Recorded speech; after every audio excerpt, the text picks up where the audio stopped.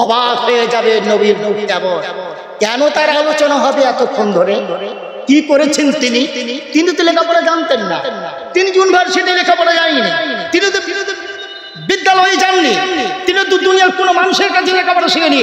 তো ওই মানুষটাকে নিয়ে এত আলোচনা কেন? কি জন্য এত আলোচনা? হ্যাঁ, ওই মানুষটাই হলো সর্বশ্রেষ্ঠ শিক্ষিত পৃথিবীর, জোরে বলেন সুবহানাল্লাহ, যিনি হলেন জ্ঞানের আধার। পৃথিবীর মানুষ হয় বিদ্যাসাগর, নবী মুহাম্মদ সাল্লাল্লাহু আলাইহি ওয়াসাল্লাম হলেন বিদ্যার মহাসাগর। মানুষ হয় দয়ার সাগর, আর আমার নবী মুহাম্মদ সাল্লাল্লাহু আলাইহি ওয়াসাল্লাম হলেন দয়ার মহাসাগর। সুতরাং ওনার কথাই তো আলোচনা করতে হবে। কত আলোচনা করবে? একটা মানুষের জীবনী একবার আলোচনা করলে, 8 ঘন্টা করলেই বাস কুপোকার, আর আগে বাড়তে পারে না পণ্ডিতরা। আর মুহাম্মদ সাল্লাল্লাহু আলাইহি ওয়াসাল্লাম জীবনেরই আলোচনা করবেন ঘন্টা ঘন্টা ঘন্টা, রাত দিন, রাত দিন, সপ্তাহ বছর, সারা জিন্দেগি আলোচনা করবেন। শেষ হবে না, শেষ হবে না, শেষ হবে না। একবার কি জোরে তাকবীর দিতে পারবেন? নারে তাকবীর, নারে তাকবীর। ইনি হলেন আমাদের নবী। আমরা সেই নবীর উম্মত হয়ে ধন্য না ধন্য নয়? এত আসতে বলছেন কেন? জোরে বলেন আমরা ধন্য, আমরা মুসলমান হয়ে ধন্য, আমরা কলমাওয়ালা হয়ে ধন্য, আমরা আল্লাহর বান্দা হিসাবে ধন্য, নবী মুহাম্মদ সাল্লাল্লাহু আলাইহি ওয়াসাল্লামের উম্মত হয়ে আমরা ধন্য, আমরা ধন্য, আমরা ধন্য। সুতরাং মক্কা বিজয় হয়ে গেছে। আমি শুধু রসুলকে বুঝাচ্ছি, যেহেতু রসুলের একটা আলোর ব্যাপারে, রসুল ভিতরটা কত আলো, আলোকিত নূর, আর একটা নূরের ঘটনা শোনাচ্ছি। মক্কা বিজয় হয়ে গেছে, রসুল বললেন আলী চলো আজ কাবায় নামাজ পড়বো। হযরত আলী সামনে, রসুল সামনে, হযরত আলী পিছনে। আসছেন হযরত আলী, নবীর হাতে একটা ছড়ি। আল্লাহর নবী বললেন ডাকো, যার কাছে কাবার চাবি আছে ডাকো। কাবার চাবিওয়ালাকে ডাকা হলো, সে এসে চাবি খুলে দিলেন, নবীর হাতে দিয়ে দিলেন, হে রাসূল আজ চাবি আপনি পানিওয়ালা, হকদার রাখেন, এই নাম চাবি। আল্লাহর নবী বললেন ঠিক বলেছো, এই চাবির হক আমার, তবে আমি বলছি এই চাবি আমি তোমার কাছেই দিলাম, তোমার জন্ম জন্মান্তরে কিয়ামত পর্যন্ত এই চাবি তোমার বংশের হাতে থাকবে, আর কারোর হাতে নয়। আল্লাহর নবী দেখলেন গোটা কাবা শরীফটা পুরো মূর্তিতে ভরা। তখন কাবার মানুষ, মক্কার মানুষ মূর্তি পূজা করত। আল্লাহর নবী বলেন আরে সব কি আল্লাহর ঘর, এ আল্লাহর ঘরে সব থাকবে না বার করে দেবে? হযরত আলী বলে ইয়া রাসূলুল্লাহ আমি বার করে দিচ্ছি। হযরত আলী সব বার করে দিলেন। দুটো আছে অনেক উপরে। আল্লাহর নবী বলেন আলী এই দুটো কি হবে? তোমারও হাত যাবে না, আমারও হাত যাবে না, কি করবে? ও দুটো কি থাকবে? হযরত আলী বলে ইয়া রাসূলুল্লাহ না থাকবে কেন? আপনি আমার কাঁধে উঠুন, আমি আপনাকে তুলবো, আপনি হাত দিয়ে পেড়ে দেবেন নিচে, আমি বার করে দেবো। কি সুন্দর পরামর্শ। হযরত আলী তো বলতে পারেন না আমি আপনার কাঁধে উঠি। আল্লাহর নবী বললেন আলী অসম্ভব, তুমি সারা দুনিয়া চাগাতে পারো, হিমালয় পর্বত যদি তুমি চাগাতে পারো, রহমতুল লিল আলামিন নবী রিসালাতের দায়িত্ব তুমি চাগাতে পারবে না। ইয়া রাসূলুল্লাহ তাহলে আল্লাহ এই কথা শোনার পরে অনেকে আটকে উঠবেন, এ আবার তো কোনোদিন শুনিনি। যদি বলেন যে শুনিনি, তাহলে আমাকে কেতাবের নামটা বলতে হয়। সেই কেতাবের নামটা হলো মাদারিজুন নবুওয়াত, হাজার হাজার পৃষ্ঠায় আছে, 3টে ভলম আছে। লেখক এমন একটা ব্যক্তি যার নাম বললে পৃথিবীর যত মুসলমান, যত মাযহাবের লোক সব মাথা নিচু করে দেবে। তিনি হলেন হযরত মাওলানা আব্দুল হক দেহলভী রহমাতুল্লাহ আলাইহি, সবার গুরু। তিনি লিখেছেন, এই কেতাবে লিখেছেন। আল্লাহর নবী বললেন আলী তুমি আমার কাঁধে ওঠো, আমি তোমাকে তুলি, আমাকে তুমি তুলতে পারবে। নম্বর 2, আচ্ছা তাই না হলে আমি তোমার কাঁধে উঠলাম, এবার আমি ওপর থেকে মূর্তি দুটো পেড়ে দিলাম, আমার হাত রাখবে তো? এরপরে তুমি বার করে দেবে। কিন্তু শোনো আলী, আমার হাত যে মূর্তিতে লাগবে, কিয়ামতের দিন যত মূর্তি সব আল্লাহ জাহান্নামে দেবে, এ দুটো সেদিন যাবে জাহান্নামে যাবে, কিন্তু জাহান্নামের আগুনে পুড়বে না, যেহেতু আমার রহমতের হাত লাগা কারণে জাহান্নামের আগুনে পুড়বে না। আলী তুমি এদের কি শান্তি দিতে চাও? হযরত আলী বলেন ইয়া রাসূলুল্লাহ আমি তো বুঝি নাই। আল্লাহর নবী বলেন আলী তুমি আমার কাঁধে ওঠো, আমি তোমাকে তুলি, তুমি উপর থেকে পেড়ে দাও, তারপরে তুমি নিচে বার করে দেবে। আল্লাহর নবী হযরত আলী বলেন ইয়া রাসূলুল্লাহ আমার দিয়ে সম্ভব নয়। আল্লাহর নবী বলেন আলী ওঠো, দিন বাঁচাতে তুমি আমার কাঁধে উঠতে পারো, অসুবিধা নাই। এসো আলী আল্লাহর ঘর সংস্কার করা হোক, আল্লাহর ঘরকে সংস্কার করতে এসো আলী তুমি আমার কাঁধে ওঠো। হযরত আলী বলেন ইয়া রাসূলুল্লাহ আমি জানি আমি প্রথম ইনকার করেছি, আমি প্রথম বলেছি উঠবো না, এটা ঠিক আছে। এরপরে আপনি যদি বলেন ওঠো, আমি যদি বলি না উঠবো না, তবে আপনার হুকুম অমান্য করে আমি কাফের হয়ে যাব, সুতরাং আমাকে উঠতে হবে। হযরত আলী উঠলেন, আল্লাহর নবী তুললেন, দুটো মূর্তি পাড়া হয়ে গেল। হযরত আলী দেখতে পেলেন, হযরত আলী বলছেন ইয়া রাসূলুল্লাহ মূর্তি তো পাড়া হয়ে গেছে। আল্লাহর নবী বলেন আলী তুমি বলো আমার কাঁধে ওঠার পরে তুমি কি দেখতেছো বলো। হযরত আলী বলেন ইয়া রাসূলুল্লাহ আপনার দেহের সঙ্গে আমার দেহের যখন টাচ হয়েছে, আরশের উপর থেকে নিয়ে জমিনের সবটুকু নিচে পর্যন্ত দুনিয়া আকাশে যা কিছু আছে আমি আলী সব দেখতে পেতেছি। সমস্ত মখলুকাতের জ্ঞান আমার ভিতরে। হযরত আলী একথা বলার পর রাসূল বললেন আলী তোমার ভিতরে যদি আমার দেহকে টাচ লাগার কারণে এমন জ্ঞান তোমার ভিতরে আসে, তবে বলো আমি নবী মুহাম্মদ রাসূলুল্লাহ আমি কত বড় জ্ঞানের আধার, আমার জ্ঞান কতটা, তবে তো তোমার ভিতরে অতটা গিয়েছে। আল্লাহ নবী দাঁড়িয়ে আছেন। হযরত আলী আর সহ্য করলেন না, নবীজির কাঁধ থেকে ঝাঁপ দিয়ে নিচে পড়লেন। আল্লাহর নবী বলেন আলী কেন তুমি ঝাঁপ দিয়ে নিচে পড়লে, আমাকে একটু সবর করলে আমি নামাতাম। আলী বলে ইয়া রাসূলুল্লাহ যে কাজের জন্য আমি উঠেছি সে কাজ হয়ে গেছে, এরপরে আপনার দেহের উপরে দাঁড়াতে আর আমি পারি নাই হুজুর, এর জন্য আমি ঝাঁপ দিয়ে পড়েছি। আল্লাহর নবী বলেন আলী এত জোরে তুমি পড়লে তোমাকে লেগেছে কি বলো। হযরত আলী বলেন ইয়া রাসূলুল্লাহ যে আল্লাহর হাতে আমার জীবন, ওই আল্লাহর কসম করে বলছি আমাকে একটুও লাগে না। আল্লাহর নবী বলেন আলী লাগবে কি করে বল। এটাই হলো মারাত্মক। এইটা শোনানোর জন্য আমি এত বড় ঘটনা লক্ষ্য করো। আলী তোমাকে লাগবে কি করে বলো, যিনি তোমাকে তুলেছেন রাহমাতুল লিল আলামিন, সুবহানাল্লাহ। কে তুলেছেন? হযরত আলীকে যিনি তুলেছেন তিনি কে? রাহমাতুল লিল আলামিন। আর তুমি যখন আমার কাঁধ থেকে ঝাঁপ দিয়ে পড়েছো তখন তোমাকে তুলে নিয়েছেন, তোমার বুকেতে তুলে নিয়েছেন, যিনি তুলে নিয়েছেন তিনি হলেন জিবরিল আমিন, তুলনেওয়ালা রাহমাতুল লিল আলামিন। আর তুমি যখন পড়ে গেছো তোমাকে বুকে তুলে নিয়েছি জিবরিল আমিন, এজন্য লাগেনি আলী, এজন্য তোমাকে লাগেনি। ইনি হলেন রাসূল, ইনি হলেন আমাদের রাসূল। আল্লাহর নবী সাল্লাল্লাহু আলাইহি ওয়াসাল্লামের জ্ঞানের কথা আপনাকে কটা কথা বলবো। আল্লাহর নবী খন্দক খুলছেন, মদিনার চতুর্দিকে খন্দক খোলা হচ্ছে। আল্লাহর নবী সাল্লাল্লাহু আলাইহি ওয়াসাল্লাম তিনি নিজ হাতে কোদাল ধরেছেন, গাইটা ধরেছেন, একটা পাথর পড়েছে, যেহেতু পাথরই জমি, পাথর পড়েছেন, সাহাবারা ভাইতে পারছে না গাইটা মেরে মেরে। আল্লাহর নবী সাল্লাল্লাহু আলাইহি ওয়াসাল্লাম গেলেন, যে বললেন গাইটা আমার হাতে দাও। আল্লাহর নবী গাই চালিয়ে এক জোরে মারলেন, রাসূলের মারার সাথে সাথে লোহার পাথর লেগে একটা আগুন জ্বলে উঠলো। আগুন জ্বলে না, ঘর্ষণে আগুন জ্বলে, আগুন জ্বললো। আল্লাহর নবী বললেন শোনো সিরিয়া জয় হবে। এরপর আরেকবার মারলেন। আল্লাহর নবী সাল্লাল্লাহু আলাইহি ওয়াসাল্লাম বললেন গোটা পৃথিবী মুসলমানদের হাতে চলে আসবে। জোরে বলেন সুবহানাল্লাহ। আল্লাহর নবীর ধর্ষণে আগুন জ্বলছে আর নবী মুসলমানদের বিজয়ের খবর দিচ্ছেন। জোরে বলেন সুবহানাল্লাহ। ঘর্ষণে আগুন জ্বলছে, নবী বলছেন ওদিকে ইরান জয় হবে। জোরে বলেন সুবহানাল্লাহ। রাসূল এত বড় জ্ঞানী ছিলেন, এ ছিল তার দৃষ্টিভঙ্গি, এ ছিল তার দৃষ্টি, এ ছিল তার জ্ঞানের বহর। সুতরাং যারা যত জ্ঞানী বলে আজ দাবি করুক, আমার নবীর জ্ঞানের থেকে বেশি কারোর জ্ঞান নয়, মানুক আর না মানে। এজন্য আমার আল্লাহ বলেছে রাসূল তোমার থেকে বড় আর কাউকে করি নাই, কাউকে করি নাই।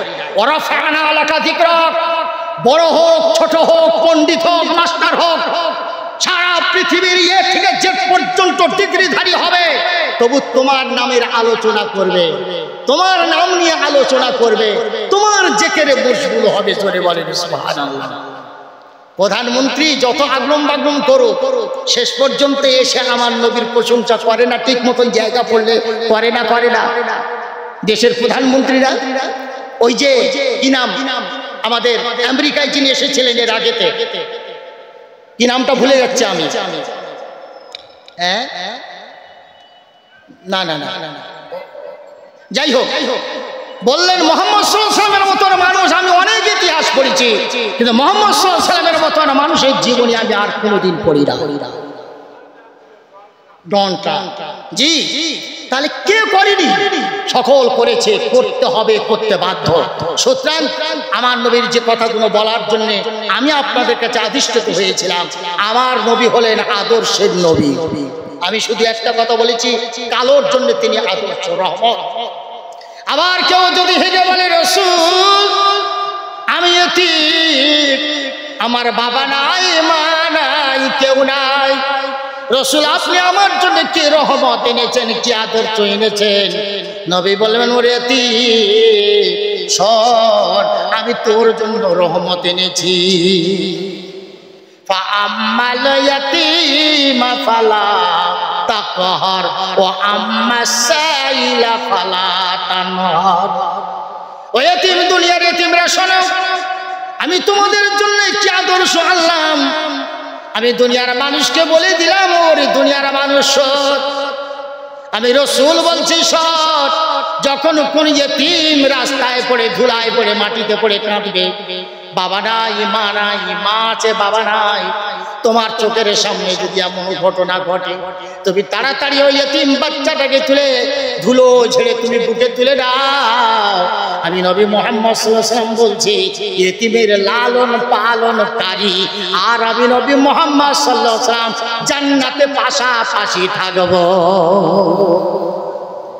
আমার আল্লাহ সর্বপ্রথম ইতিমের সম্পর্কে বলছেন, লা তাকুলুনা ফি বুতুনিহিম ইল্লাল্লাহ।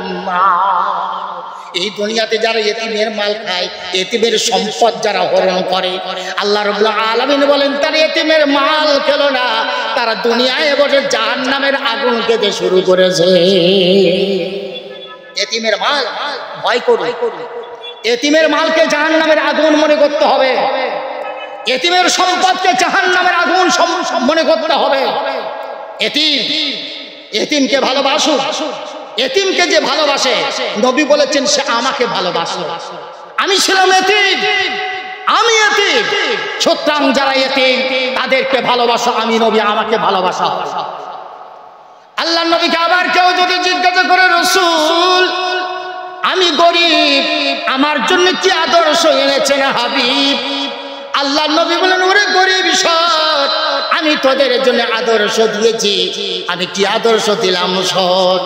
কোন গরিবকে যদি আল্লাহ নবী বলেছেন ওরে গরিব, ওরে শ্রমিক, চুরি করো না, ছিনতাই করো না, বাটপাজি করো না, ধাপ্পাবাজি করো না, অন্যায় করে কোনো গ্রাস করো না, মাল গ্রাস করো না, তুমি হালাল পন্থায় খেটে খাও, শ্রম দিয়ে খাও। আমি নবী তোমারে শুনিয়ে দিলাম, আল্লাহ আমাকে বলেছে হাবিবুল্লাহ। আর যারা শ্রম দিয়ে উপায় করে খায়, আমি নবী বলেছি তোমরাও হাবিবুল্লাহ। গরিব কি? গরিব যারা শ্রমিক, এদের লকব কি, এদের উপাধি কি? নবী বলেছেন হাবিবুল্লাহ, আল্লাহর প্রিয় বন্ধু। জোরে বলেন সুবহানাল্লাহ। রাসূলকে আল্লাহ বলেছেন তুমি আমার হাবিব, তুমি আমার প্রিয় বন্ধু। আর রাসূল আমাদের জন্য বলেছেন যারা উম্মত গরিব, শ্রমিক যারা, মজদুর যারা খেটে খায়, রাসূল বললেন তুমি শ্রম দিয়ে খাও, ঘাম ঝরিয়ে খাও। আমি নবী বলছি তুমি হাবিবুল্লাহ, তুমি হলেন আল্লাহর প্রিয় বন্ধু। অগরিব শুধু এখানে শেষ নয়, নবী তোমাদের কেউ মূল্যায়ন করেছে কত সুন্দর। আল্লাহর নবীকে বললেন, আল্লাহর নবী গো, আমরা গরিব, আমাদের জন্য কি দিয়েছো বলো। আল্লাহর নবী বললেন, শোনো আমি তোমাদের জন্য কি দিয়েছি। আল্লাহুম্মা আ'ইনি মিসকিনাও ওয়া আমতিনি মিসকিনাও ওয়া হাশুরনি ফি জুমারাতাল মাসাকিন। আল্লাহ রাব্বুল আলামিনের কাছে দোয়া করি, আল্লাহ তুমি আমাকে গরিব করে বাঁচতে দাও, গরিব অবস্থায় মৃত্যু দাও। কিয়ামতের দিন, মুসিবতের দিন আমার গরিব বান্দা উম্মতের সাথে আমাকে তুমি থাকতে দাও। আল্লাহর নবী বলেন, আমার হাসান হোসেনের সঙ্গে থাকবো, ফাতেমার সঙ্গে থাকবো, বিবিদের সাথে থাকবো, আমার বাবা মার সাথে থাকবো। আল্লাহর নবী বলেছে, আল্লাহর নবী বলেছে আমার গরিব উম্মতের সঙ্গে কিয়ামতের দিন আমাকে থাকতে দাও। এখন গরিব মুসলমান সৌভাগ্যবান না দুর্ভাগ্যবান জিজ্ঞাসা করছে। গরিব উম্মত যারা খেটে খায়, শ্রম দিয়ে খায়, গায়ের ঘাম ঝরিয়ে খায়, এরা সৌভাগ্যবান, ভাগ্যবান। এরা নবীকে পাবে কিয়ামতের দিন, নবীর সাথে থাকবে, নবী এদের সাথে থাকবে। জোরে বলেন সুবহানাল্লাহ। আচ্ছা বলেন তো, কিয়ামতের দিন আপনারা, আমরা মুসলমানেরা কার সঙ্গে থাকলে খুশি হব? কথা এমন ভাবে বলছেন মনে হয় যেন পিছনে ভয় আছে। আমরা কার সঙ্গে থাকলে খুশি হব? নবীর সঙ্গে। 4 দল হতে হবে, 4 দলের এক দলের সঙ্গে থাকলে খুশি। 4 দল কি? মান নবীজিদ ওয়াসিদ্দিকিন ওয়াশুহাদাই ওয়াসসালিহিন ওয়া হাসুনা উলাইকা রাফিকা। আল্লাহ রাব্বুল আলামিন বলেন, কিয়ামতের দিন এই মুসলমানেরা 4 দলের এক দলের মধ্যে তোমরা যদি থাকতে পারো কামিয়াব। একটা দল হবে নবীদের দল, আরেকটা দল হবে সিদ্দিকদের দল, আরেকটা দল হবে শহীদদের দল, আরেকটা দল হবে আল্লাহর নেককার বান্দাদের দল। সেদিন রাসূল বলেছেন, শ্রমিক মুসলমান, গরিব মুসলমান যারা ঘাম ঝরিয়ে উপায় করে খেয়েছে, আমি নবী তাদের সাথে থাকবো। এদের থেকে সৌভাগ্যবান আর কে হতে পারে? জি, গরিব মুসলমান সৌভাগ্যবান মুসলমান। আল্লাহ আমাদের কামিয়াব করুন, জোরে বলেন আমিন। এখন তো কেউ গরিব হতে থাকতে চায় না, কেউ গরিব হতে চায় না। আমিও বলছি, আমরা কেউ গরিব হতে চাই না। যেন তেন ভাবে আমাকে বড় লোক হতে হবে। তা নাহলে বিবি বলবে কিছু করতে পারলে না, ছেলে বলবে কিছু করতে পারলে না, মেয়ের বিয়ে দেবে, জামাই বলে তোর বাপ কি করলো সারা জীবন, একটালাও করতে পারলো না। যদি না হয় যেমন করে হোক একটালা করতে হবে, একটালা করতেই হবে। তাতে সুদের টাকা, আরো কত টাকা ডিপোজিট দিয়ে নানান ভাবে আমাকে একটালা করতেই হবে, আমাকে বড় লোক হতে হবে। আল্লাহর নবী সাল্লাল্লাহু আলাইহি ওয়াসাল্লাম বলেছেন, শ্রমিক হয়ে থাকো, গরিব হয়ে যদি থাকো, হ্যাঁ আল্লাহ যদি তোমাকে হালাল পন্থায় ধনী বানায়, তোমার ধনী হতে কোনো অসুবিধা নাই, কোনো অসুবিধা নাই, কিন্তু অবৈধ পন্থায় নয়। ওই যে কোন লোকটাকে সব টাকা জমা দিয়েছিল না, শেষ পর্যন্ত জেলে পড়ে রয়েছে এখনো, নামটা আমি ভুলে গেছি। আপনারা দেননি, আপনারাও জানেন না, আমাকে মাঝে মাঝে মনে হলে বলি। ওই যারা টাকা দিয়েছিল ধরা পড়লো না, না না না, অনেক তার আগে। যাই হোক, আল্লাহ ওর থেকে আমাদের বাঁচান, জোরে বলেন আমিন। আবার যদি কেউ প্রশ্ন করে, রাসূল আমি হলাম বিধবা, আমাকে তুমি কি দিয়েছো, আমার জন্য কি এনেছো গো হাবিব? আমি বিধবা, আমি স্বামী হারা, আমি বাপের বাড়ি থাকলেও আমি ইজ্জত পাই না, স্বামীর বাড়িতেও থাকতে পারি না, জনগণ আমাকে মেনে নেয় না, বিয়ে বাড়িতে সম্মান নাই, অনুষ্ঠান বাড়িতে সম্মান নাই, আমাকে কেউ বিয়ে করতেও চায় না, এত দুর্ভাগা জাতি আমি, নারী আমি। হে রাসূল আপনি আমার জন্য কি এনেছো, আমার জন্য তুমি কি কি উপঢৌকন এনেছো? আল্লাহর নবী বলবেন, বিধবা শোন, বিধবা শোন, আমি তোর প্রথম উপঢৌকন শুনিয়ে দিই। আমি নবী মুহাম্মদ সাল্লাল্লাহু আলাইহি ওয়াসাল্লাম যেদিন বিধবারে কেউ বিয়ে করতো না, বিধবারে ঘরে রাখতো না, বিধবারে ঘরে জায়গা দিত না, সেদিন আমি নবী মুহাম্মদ সাল্লাল্লাহু আলাইহি ওয়াসাল্লাম প্রথম বিধবাকে বিয়ে করে আমার অর্ধাঙ্গিনী বানিয়েছি। আমি বিধবারে মূল্যায়ন করেছি, পৃথিবী বিধবাকে মূল্যায়ন করিনি, আমি মূল্যায়ন করেছি সর্বপ্রথম। 25 বছরের যুবক আমি 40 বছরের বিধবাকে বিয়ে করে গোটা বিশ্বকে দেখিয়ে দিয়েছি বিধবাকে বিয়ে করলে অকল্যাণ হয় না, অমঙ্গল হয় না, বরং তুমি আরো সুখী হবে। আচ্ছা বলুন তো দেখি, শুধু চোখ মুজিয়ে ওয়াজ করে যাব? একটু যুক্তি দিই, একটু শুনি আপনাদের কাছে। আচ্ছা বলেন তো দেখি, বিধবাকে বিয়ে করা সধবার থেকে শান্তি বেশি না কম? শান্তির কথা বলছি। আপনার জীবনের শান্তি বিধবার কাছে বেশি না সধবার কাছে? যদি না বলতে পারেন শুনে নিন, বিধবার কাছে আপনার শান্তি বেশি। যদি বলেন কেন, আমি তাহলে একটা যুক্তি দিই। আল্লাহ না করুক কারুর একটা ছেলে মারা গেল, প্রথম ছেলে, সে অপেক্ষায় থাকবে আর একটা ছেলের মুখ যেন দেখতে পাই, আল্লাহ তুমি আর একটা সন্তান আমাকে দাও। বলবে না? বলবে না? আর একটা সন্তান হলো, 6 মাস পরে মারা গেল, এই ছেলেটা লোকটা চুপ করে বসে থাকবে না, আরো কাঁদবে আল্লাহর কাছে, আল্লাহ তুমি দুটো সন্তান তুলে নিলে আর একটা সন্তান দাও আমাকে, আমি আমার একটা সন্তানকে বুকে তুলে আনন্দ করে মানুষ করব। এ বলবে না? বলবে না? যে মেয়েটার প্রথম স্বামী মারা গেল, সে দোয়া করবে, আল্লাহ তুমি যদি এবার একটা স্বামী দাও, স্বামীর খিদমত কেমন করে করতে হয়, হয়তো আমারই ত্রুটির কারণে তুমি তুলে নিয়েছো, আল্লাহ আর একবার আমাকে একবার সৌভাগ্যবান করো, আমার কোন কারণ আমাকে স্ত্রী বানাও, আমি আমার খিদমত দিয়ে তাকে সুখী করব। আবার একটা স্বামী হলো, সে স্বামীটাও মারা গেল, আবার কাঁদবে, আল্লাহ এটা আমার কপাল, তুমি যা করো ভালোর জন্য, তবে আরেকবার তুমি আমাকে একটা সুযোগ দাও, আমার স্বামীর খিদমত করে আমি সুখী হতে পারিনি, আমার স্বামীর পাশে নিয়ে সুখী হতে পারিনি, তুমি আর একবার সুযোগ আমাকে দাও।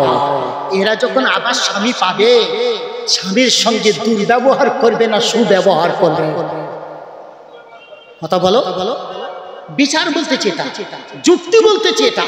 তাই নবী বললেন, আমি 25 বছরের যুবক 40 বছরের খাদিজাকে বিয়ে করেছি, আমার খাদিজা আমাকে যা সুখ দিয়েছে, আমার খাদিজা আমাকে যা শান্তি দিয়েছে, আমি কোনো স্ত্রীর কাছে শান্তি পাই নাই।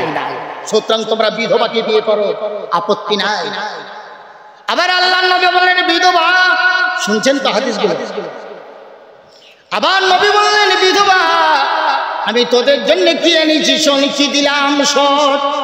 আমি নবী বললাম, ওরে বিধবা, স্বামী যদি মরে যায়, যদি কচি কাঁচা বাচ্চা রেখে চলে যায়, ওই বাচ্চাগুলো লালন পালন করতে গিয়ে তুমি যদি দ্বিতীয় স্বামীর পানি গ্রহণ না করতে পারো, নিজের চরিত্র সংশোধন করে নিজের চরিত্র তুমি ভালো রেখে আল্লাহর ইবাদত করে কাটাও, বাচ্চাদের মুখের দিকে তাকিয়ে যদি বিধবা দ্বিতীয় বিয়ে যদি না করো, তবে কিয়ামতের দিন, মুসিবতের দিন, আমি নবী মুহাম্মদ সাল্লাল্লাহু আলাইহি ওয়াসাল্লাম এই রকম বিধবাদের আমি সামনে দিয়ে আমি ওদের আগে জান্নাতে পাঠাবো। রাসূল আনন্দ সংবাদ বিধবাদের দিয়েছে, বিধবা তুমি যদি চরিত্রবান হও, বাচ্চাদের মহব্বতে যদি অন্য স্বামীদের পানি যদি গ্রহণ না করো, আমি নবী বলছি তোমাকে, আমি নবী হাত ধরে তোমার জান্নাতে পাঠাবো, তোমাকে সামনে দিয়ে আমি নবী তোমার পিছনে পিছনে থেকে তোমাকে আগে জান্নাতে পাঠাবো। জোরে বলেন সুবহানাল্লাহ।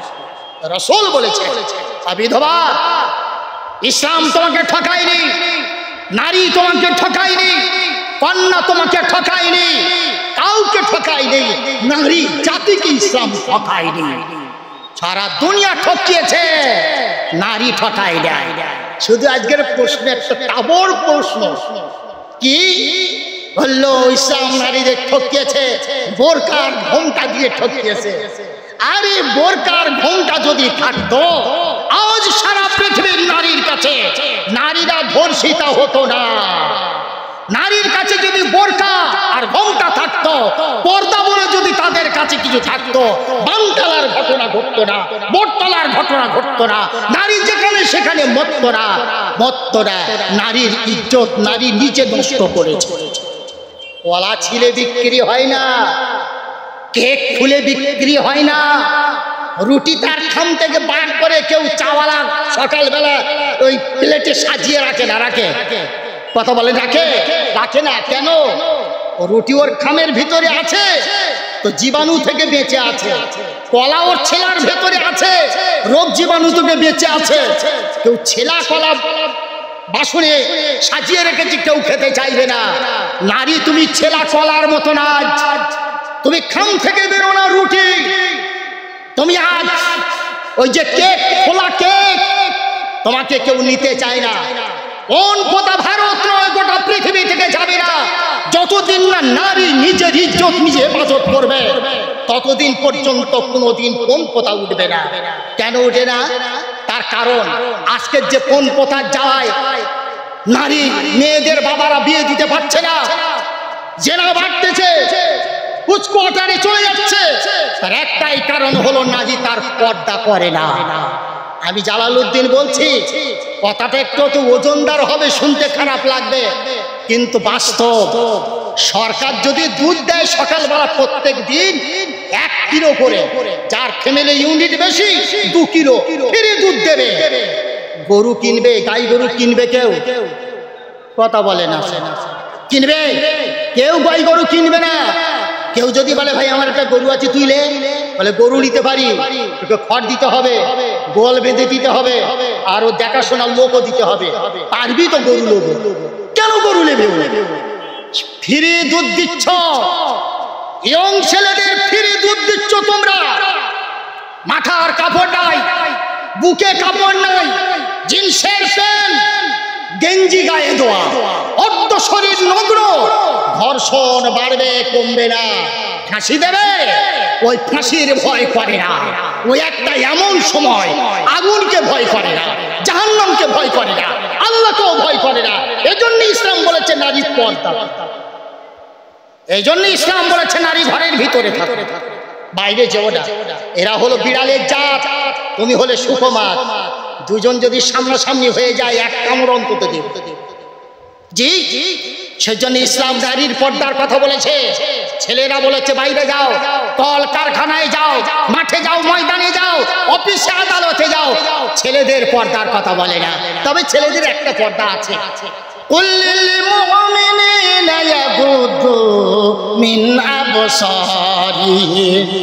পুরুষেরা তোমাদের হলে একটা পর্দা, সেটা হলো তুমি রাস্তা দিয়ে যখন যাবে, ডাক্তারখানায় যাবে, ট্রেনে উঠবে, যদি কোনো মহিলা দেখো মাথাটা নিচু করে যাও, বারবার তাকাও না।